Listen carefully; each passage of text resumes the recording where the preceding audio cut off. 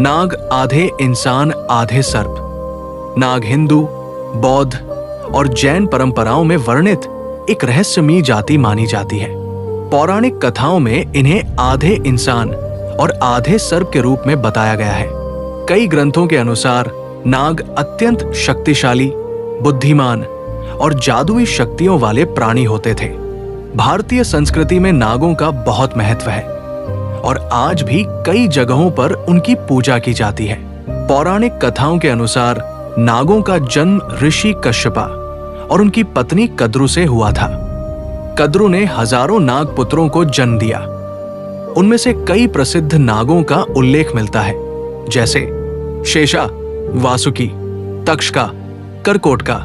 इनमें से शेषनाग को सबसे महान नाग माना जाता है। शेषा को अनंत शेष भी कहा जाता है।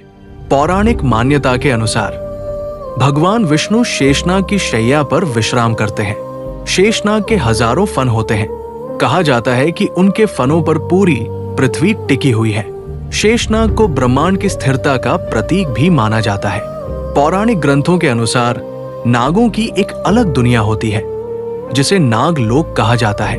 नागलोक के बारे में कहा जाता है, ये धरती के नीचे स्थित एक रहस्यमयी लोक है। वहां सोना, रत्न और खजाने भरे हुए हैं। नाग जाति वहीं निवास करती है। कुछ कथाओं में नागलोक को बहुत ही सुंदर और दिव्य स्थान बताया गया है। हिंदू पौराणिक कथा समुद्र मंथन में नागों की महत्वपूर्ण भूमिका थी। इस घटना में देवता और असुर मिलकर अमृत प्राप्त करने के लिए समुद्र मंथन करते हैं। इस मंथन में पर्वत माउंट मंडरा को मथनी बनाया गया और नागराज वासुकी को रस्सी की तरह इस्तेमाल किया गया। इस मंथन से कई दिव्य वस्तुएं और अमृत निकला। नागों का संबंध भगवान शिवा से भी जुड़ा हुआ है। भगवान शिव के गले में अक्सर एक नाग लिपटा हुआ दिखाया जाता है।